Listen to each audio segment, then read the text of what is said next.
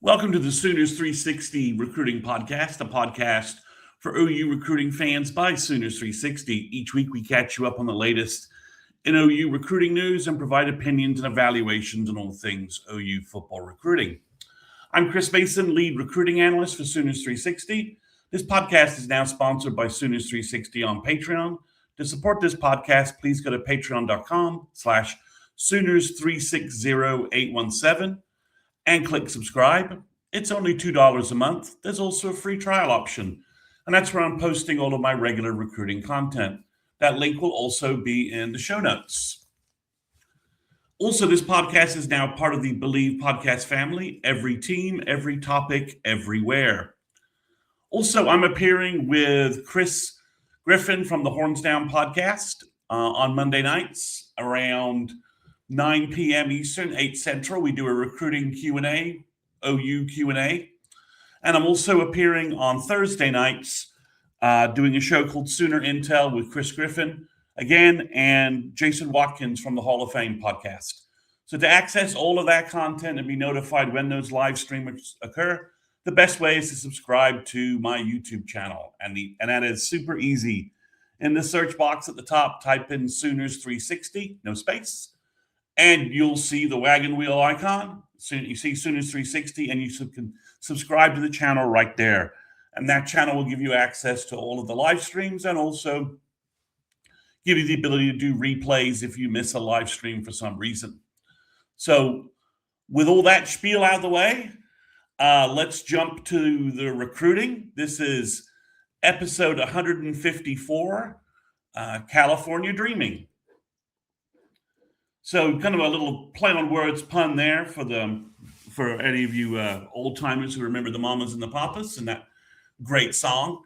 We're going to get to high school recruiting and talk quite a bit about California prospects here in a minute. But let's just give you guys a quick portal update from last week. So since last week, OU picked up 2 players.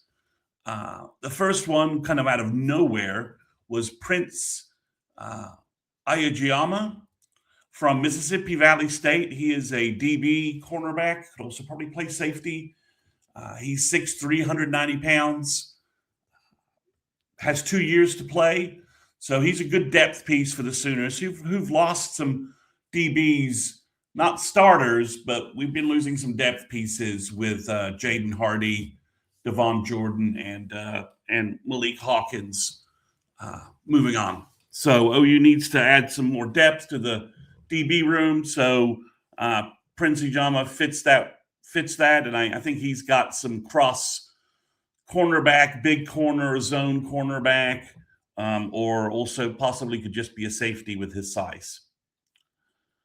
The bigger commitment from a ranking standpoint was Jason Witten got his first tight end. Jack Van Dorselaar from Tennessee entered the portal. He is originally from Southlake, Carolyn, Dallas. He was a 4-star, top 200 consensus kind of player coming out of high school. Yet another one of the regional tight ends that we had wished Joe John Finley could have recruited, but like the other guys, he didn't get a visit.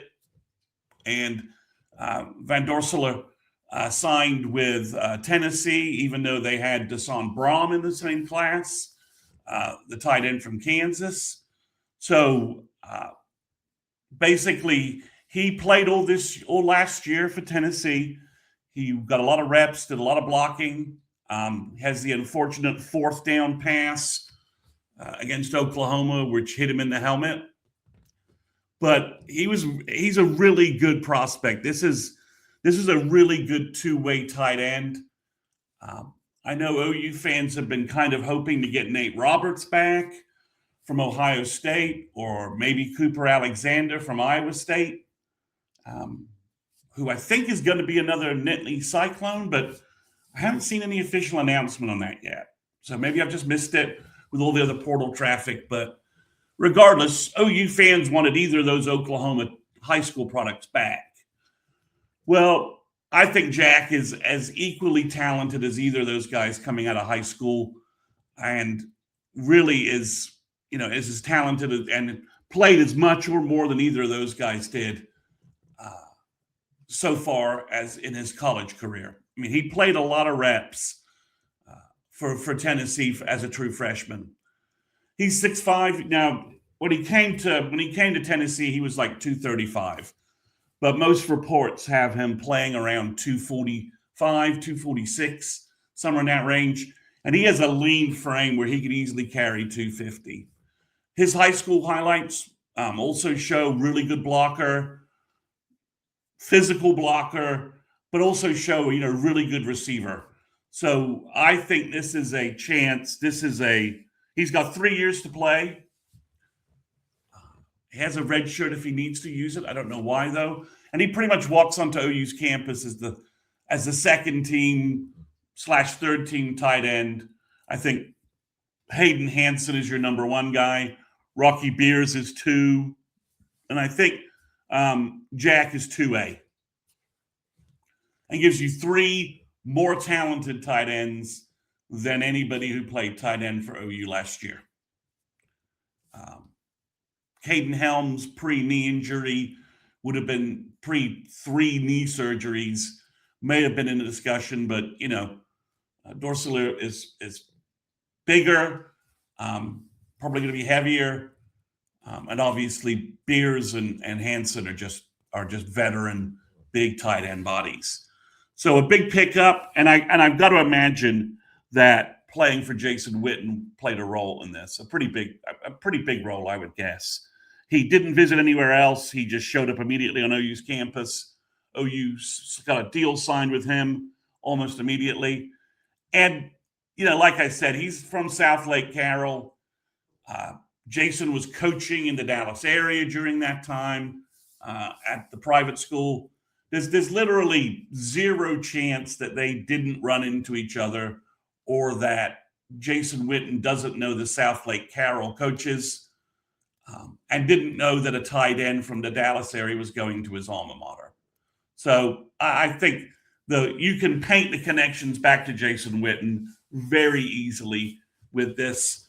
So it's a good early sign that what we believe is true in terms of that Witten's name appeal and regional name value will help OU land regional tight end prospects that OU's interested in. Right off the bat, we've got one. So, and like I said, I think he has a chance to be a high-end, multi-year contributor starter for the Sooners in a way that, that they just basically have a real tight end, two-way guy who can force the action in the passing game, and he also can block. So just a big pickup, big addition for OU to pick up a young tight end to make up for some of the tight end recruiting shortfalls that occurred at the last 2 years by Joe John Finley. I mean, I love Trinae Washington as a prospect, but the jury is still very much in doubt whether he can be a tight end in the college game. He didn't play tight end, played a variety of different positions for Carl Albert, but he didn't play tight end. So lots of good buzz around him. And I think Tyler Ruxer also, Nagy's fine from Indiana, also has a lot of potential. But this guy, Jack, gives OU maybe a little room to not force those guys out on the field immediately this fall. But if they're playing great, they're playing great. But this gives OU a little lead development time to maybe not have to force Trinae or Tyler Ruxer out on the field right off the bat. So what are OU's remaining portal needs? It's kind of hard to tell. Safety looks like one. Offensive line is definitely one. And then I think we're down to, can they find a linebacker or maybe a defensive tackle that fits what they need? We're getting down to it. This weekend, OU, the OU coaches, and a lot of the topic of today is going to be the travels of the OU coaches. But I think they're all heading back to Norman using this travel week if they can get back to Norman. May not be the greatest time to try and host anybody with the winter weather everywhere, but we'll see if OU is able to add a couple more kids before sort of the end of the time frame that they can get them enrolled. So that's your short portal update. So we're going to break this up into kind of some categories here. OU visited verbal commitments, OU's visited targets, and then OU has made new offers for 2027 and for 2028. And then we'll talk a little recruiting calendar stuff. So the recent visits to verbals, and this is all going off social media activity. So I've just kind of aggregated all that for you guys. Right off the bat, Bill visited Cooper Hackett and Caden Penny as soon as he could. No issues there. Everything looks great. Then OU sent a number of coaches out to California to sync up with the 3 of the 4 verbal commitments OU has. They met with Jason Stokes. They met with Tavon Epps. That was Brent by himself. Brent doing some of these visits by himself, some of them with Xavier Brewer, some of them with position coaches. It just varies. But he saw Tavon Epps playing basketball and got a little video of that. And Tavon Epps at 6'4", 6'5", 235 had a pretty explosive power dunk in the background. So it's always nice to see your future linebacker, your explosive player position, a player you'd love to have just explosive talent and power and all of those physical gifts and Tavon Epps is flashing all that on the basketball court. Then OU sent in basically the house to go see Elijah Harmon. A lot of schools are interested in Elijah. He's a defensive tackle. USC badly wants him. Oregon is still wants him. This is going to have to be this. If you're wondering how prized this commitment is, OU's going to have to fight tooth and nail to keep this commitment. Not that they won't for all of them, but when it comes to defensive line, you're just in a battle. Then a couple other notes of visits to verbal commitments. OU got out to see about 8 or 9 of the guys that are verbally committed out of the 13. Todd Bates was back in Mississippi visiting Devin Robertson, the nose guard. The picture kind of went viral because Devin's with a high school teammate, a friend, and the guy's massive. He's like 6'7", 6'8", 330. He looks almost inhumanly big. Not sure if OU's going to recruit him or not, but that's kind of one of the funny things that came out of that photo. And then Emmett Jones went to go see Trayvon Hall. So Trayvon Hall is probably the commitment where there's the most sort of action or conversation about right now. So Trayvon visited UF. I'm pretty sure he's about to get a University of Florida visit. And then Trayvon's from Tuscaloosa, so he got a Bama offer. He's probably going to get an Auburn offer at some point. It just seems like it's going to be difficult for OU to hold on to this verbal commitment with Alabama having offered. If Alabama makes him a focus, I think it's going to be hard for OU to add him, to keep him.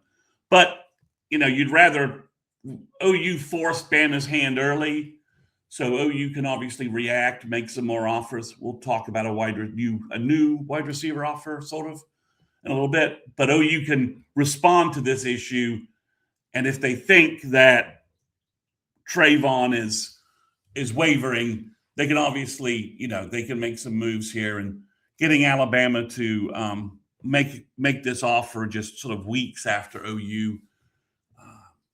It's in a bad, not in a bad situation, but this is a good outcome for OU in terms of Bama getting their skin in the game early rather than ambushing OU late right before signing day. So those are the visits to verbal commitments. And now OU was on the road looking at a bunch of 2027 targets. So in California, they were looking at 3 5-star guys, basically. They went to go visit them.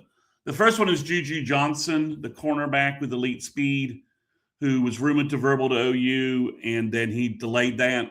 He's going to take some spring visits, then make a decision. I anticipate OU staying in this race. They've got a lead. Juju is an elite athlete. I can see OU staying in that race. The next one is Anna Falave Johnson from, I think, the San Diego area. He's probably the number one safety in the class. He's 6'1", 175, 180, 4.4 type speed. He's just blazing fast. He's had a great, just did the Polynesian All-Star game, and I think in Hawaii. He was down there for that, looked really good. I would say Oregon or USC is probably the play here. He's visited OU. OU has been in the periphery of this recruiting for a while. I'm not sure if they can change that, really. They're in there. Brandon Hall, again, making his best effort, going to go visit the kid, but I'm not sure that OU has a strong chance here. The last name's kind of interesting. It's Marcus Fakatu. Hopefully I didn't butcher that pronunciation into something too crude. So this is the kid that blew up 2 summers ago, summer of 24. As a freshman, he showed up at like 6'7", 250, and was just unbelievably dominant at the OU summer camp. No one knew who he was, but there was just this massive kid flying around who got an OU offer. And then OU sort of had that bad 2024 season. So I think OU maybe lost some momentum with him. He also reclassified. He's now part of the 2027 class, not 2028, which maybe isn't the worst thing for OU because OU's got a couple of 2028 high-end D-line guys they're looking at, and there's only so much money you can spend here or there for that. Marcus there's a photo of him with Todd Bates, and he just literally he's just a brick wall of a kid, and he's still very athletic.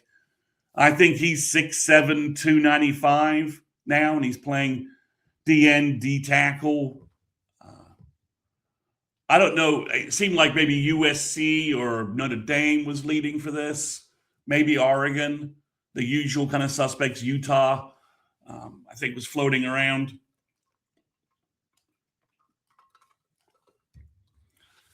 But OU sent Todd Bates in and to reconnect. We'll see if anything comes of this. He's a must-take if you could get him on campus for an official visit. This is kind of a kid that you figure out a way to make this all work. We'll see what happens with him, but OU's better season maybe will help reconnect with Marcus and get OU reconnected there. We'll see. But it was definitely interesting that OU was visiting Marcus and Falave Johnson. We'll see if OU's got more to sell, more to pitch, especially with the defense having 2 great years. OU's preseason top 10 in the ridiculous early rankings, somewhere in the top 10 there. OU just was in the playoffs, good season, defense flying all over the field. OU's making a lot of connections. Stacey Ford has connections all throughout California. So wouldn't surprise me if OU didn't make a move with either of these kids and just sort of turbo back into the recruiting for these kids with a combination of things. OU has kids, obviously has California verbals as well. So there's several things at play which could move OU back into a top 5 with either kid. We'll just have to see how that plays out. Then the coaches are all over are all over everywhere else as well. So Emmett Jones was back in Texas. He was in Pflugerville meeting with Trey Moore. He's an OU legacy. For those that don't remember or don't recall, his dad was Eric Moore, the unfortunate Eric was on some bad Blake teams in the late 90s. His kid, Eric Moore, was like 5'11", 5'10". His kid's like 6'3", 6'4", 200. So it's kind of an interesting battle there. Interesting change there in terms of he's just got the size and height that his dad probably needed at quarterback. Then OU's back in Mustang with Gabriel Osborne. You know, he's 6'3", 180, cornerback, athlete, safety, wide receiver, could pretty much do all of those things. He's skyrocketing up the recruiting rankings. Everybody's been making big offers to him. He has Alabama offers, Georgia offers, Michigan offers, Ohio State. Everybody's offered this kid. But the breadcrumbs seem to lean that an OU verbal could happen in the relative near future, perhaps. Then OU went to Kansas, and these are two offensive linemen I think that there's a good chance fill out the OU O-line class. Gus Corsair, the center from Kansas, he's about 6'3". He's listed 290. The most recent photos of him show him really leaned up and kind of with really carrying good weight. So I wouldn't be surprised if he hasn't dropped some weight, some bad weight. If he's 290, how he looks right now, he probably can carry 310, 315 easily and be just a physical athlete at center. Then OU went to go visit Tyson Ross from Kansas. He's 6'5", 290. He's a big kid, big frame. Could play guard, could play tackle. Kind of your swing, ideal developmental guy that Nagy is talking about, where he needs offensive linemen to play multiple positions. And Tyson Ross can do that. I think he'll be part of the OU class. And if you have my Patreon, you know that I predicted him as part of the class. Same thing with Gus Corsair. And an interesting name that Bates went to go visit while he was in Mississippi is top 100 defensive tackle, kind of an elite guy. His name is BenJarvus Shoemaker. He's 6'4", 285, 290.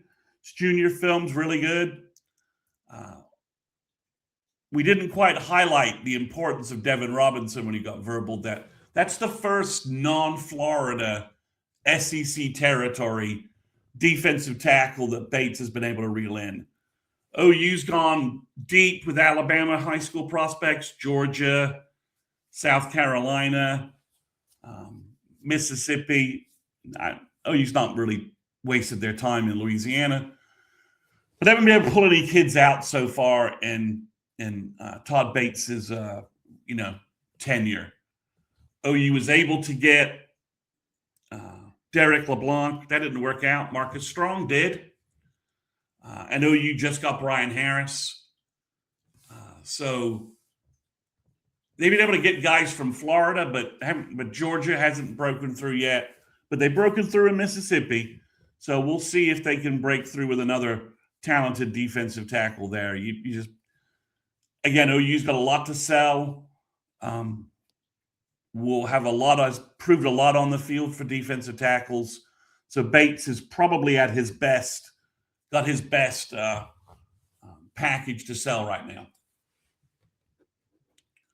So that's where the OU coaches have been traipsing all over the country to give you an idea of some guys with some priority or who OU wanted to get to in January in terms of at least getting their face in the door and making sure kids remember who they are.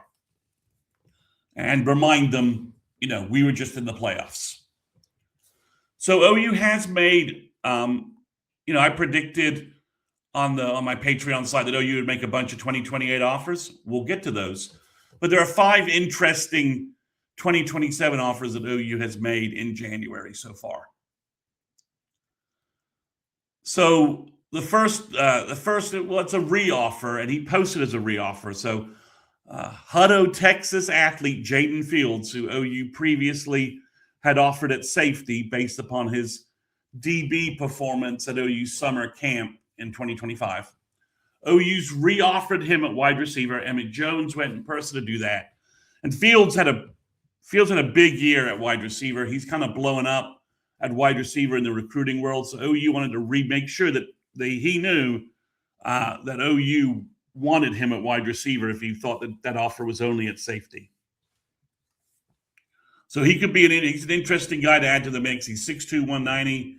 His junior film is just playmaker, just big play after big play after big play. So need to add him to the wide receiver mix in terms of evaluating who OU could sign.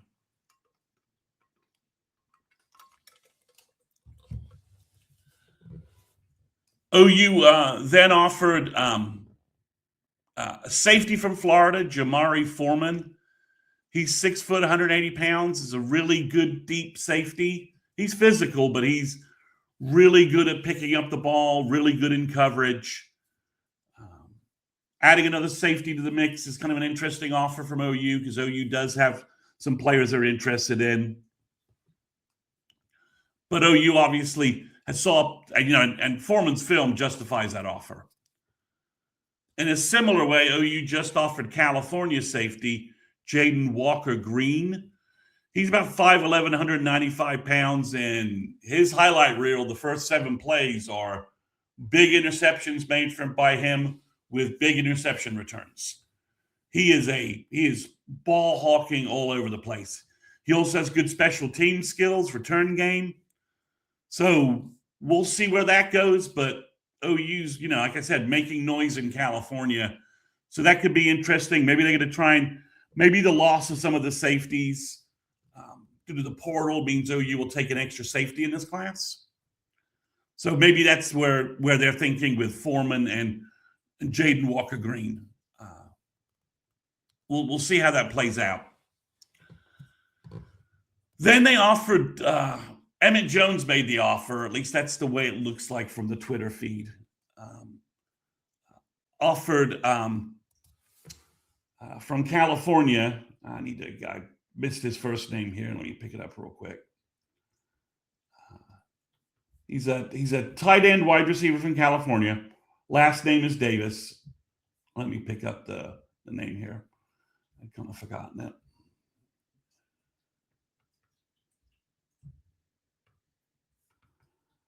Yep, here we go. Charles Davis. He's from Westlake, California. He's 6'5", 210 in his huddle film. It's very interesting because you can kind of see two ways this could go.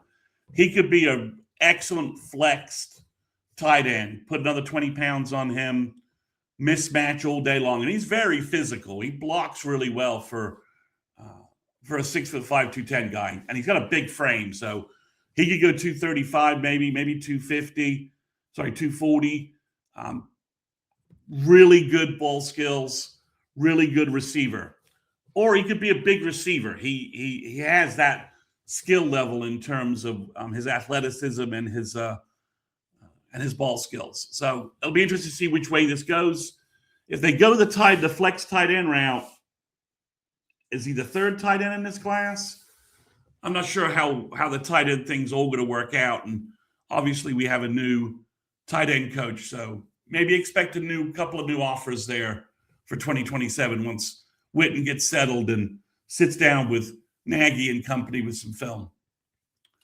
And then kind of a surprise offer, a name that's brand new to me. OU offered defensive lineman Yazin Zion from Arizona. He's 6'4", 265, plays edge, probably moves inside, could be a 3-tech. Don't know anything about OU's connection with him or where OU's looking at him, but it's another D-line offer, which is always interesting because OU does have, they have the D-line commitments right now of Crew Jones, Elijah Harmon, and Devin Robinson. Then finally, I told you there'd be a bunch of 2028 offers coming out soon, and there are. So let me just walk you through these. OU offered Florida defensive end Meshi Dobson. OU's had a lot of success with pass rushing edge rushers from Florida. So maybe this will work out for OU there. Then OU offered 2 linebackers from Illinois, Jameer Miles, who's 6'4", 195. He's on some top 100 lists already. Then they offered Grant Bowen, who's 6'4", 210, or at least he's reporting that. So some linebacker offers going out by Nate Dreiling for 2028. Then OU offered Ramoni Edwards from the Houston area. He's an offensive tackle, 6'6", 300. And at this early date, he's trending to probably be the best offensive tackle in Texas. So we'll see how that shakes out. Then OU just offered a defensive end from Denton Guyer, Logan Loki. He's 6'3", 6'4", 240. His film's really good. And then OU offered another Arizona player. OU and Arizona, that's a thing. Keep an eye out for. Already has you have Michael Davis in 2027. Keep an eye out for Arizona prospects in OU's classes. And they offered a cornerback, DB, called Nakahe Lambeth. I think I butchered that first name, but that's pretty close. And then OU offered 3 DBs from California, all that have gotten big-time offers and seem to be potentially big-time kids. They offered Jordan Hicks. He's 6'1", 180. They offered Ace Latele, 6'2", 190. And then they offered Karan Williams, who's 6', 170, probably more of a cornerback. Hicks is a big play cornerback too. Latele may be a safety. Latele seems to have some connections to the OU California Verbals. They were kind of retweeting his offer. So if you thought California was going away in terms of an OU hunting ground for talent, it's not. So let's just end with a couple of calendar things real quick. So the Texas Junior Day was last weekend. Maybe they'll have another one, but this was sort of their big junior day. And there's some prospects that OU is looking at, some prospects OU's not looking at. But the name that seems to have come out of that, leaning towards Texas, who maybe seemed to be leaning to OU before that, was Montre Jackson, the Garland, Texas cornerback. He got a UT offer about 10 days ago. Loved his Texas visit. Texas seems to maybe have grabbed a lead there. Montre was talking about making a summer decision. I don't know if OU's going to have any spots left at cornerback or safety by this summer. But OU's been heavily involved with Jackson for 2 years. There's a lot of recruiting equity spent here. So how this shakes out will be interesting. Don't think, fortunately, OU didn't plan a big junior day for this weekend because, as I said, the weather is just going to be awful. OU's targeting January 31st. They will have a number of big-time recruits in. There's a number of kids who could pull the trigger. So we'll see how all that shakes out. We'll have some names. The only name floating around right now is Gus Corsair. He's mentioned that first in an interview with Parker Thune, but he's mentioned it in other interviews since then. But I could see OU having 2028 kids as well, making 2028 offers in person for some kids. So keep an eye out for the 31st. We'll have as much of a preview as I can generate next week. But we'll definitely have more info for you post the weekend. And then OU usually has a big underclassmen day in March, and that's looking like it's going to be March 7th. They were calling it the Future Freaks event. I'm not sure if that brand name's going to stick, but the guys that can't make it to the 31st, a lot of them are talking about making it March 7th, and you could see a flurry of commitments March 7th. Another thing to keep an eye out and kind of track what's going on. But that's where things look like right now. Last but not least, 22 of the high school players were supposed to enroll early. The majority of them have been identified in campus in the big group photos. Josh McCuistion from Sooner Scoop had an interview with Jasir Rogers that said that Jasir is just trailing a couple of days as he gets all his paperwork done by his high school, who's never had somebody leave early and graduate at semester. Daniel Norman is not coming in because his high school doesn't offer that option, and I think the same thing for Xavier Okafueze. So those are the two guys. Everybody else is on campus. Those are the two guys that won't be. Daniel Norman, the defensive end from Florida, and Xavier Zizi Okafueze from the Tulsa area. So that's a flurry of new names and some old names back. 2028 offers are flying out the door. I bet this time next week, I have another half dozen names for you as OU starts moving. I mean, you've got 13 commitments for 2027. You don't need to make a lot of offers for 2027, probably in some specific areas. I know you will always offer a kid who's really talented that they see on film. But 2028, building out that sort of top 50 kids that OU's going to want to focus on is where the most recruiting movement's going to happen. So thanks for listening. Make sure you subscribe to the podcast. And don't forget to leave a rating. If you're on an audio platform, if you're on YouTube, please subscribe to the channel. It helps greatly. It gets the podcast in front of new Sooner fans. So please, subscribe on YouTube. That helps a great deal. Finally, one last appeal. Please visit patreon.com/Sooners360817 to subscribe to the Patreon. The Patreon helps supports all the funds and the costs of keeping this podcast going. It keeps this podcast free. So if you like this podcast, consider going to Patreon. Like I said, it's a free trial option. You can just you can give us 30 days. You can give us a 30-day trial, see how you like it.